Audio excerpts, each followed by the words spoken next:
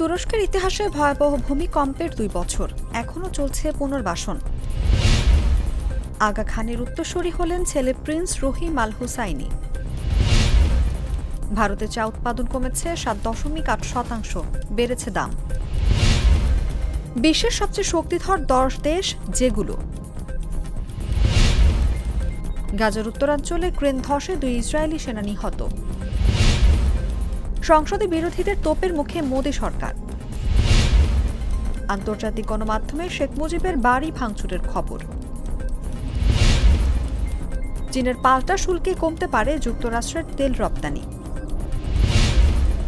মুজিবকে বিশ্বাসঘাতক বলে এক্সে কোনো পোস্ট করেনি পাকিস্তান সেনাবাহিনী। বিশ্বজুড়ে হইচই ফেলা ডিপসিক এবার বিধি নিষেধের কবলে।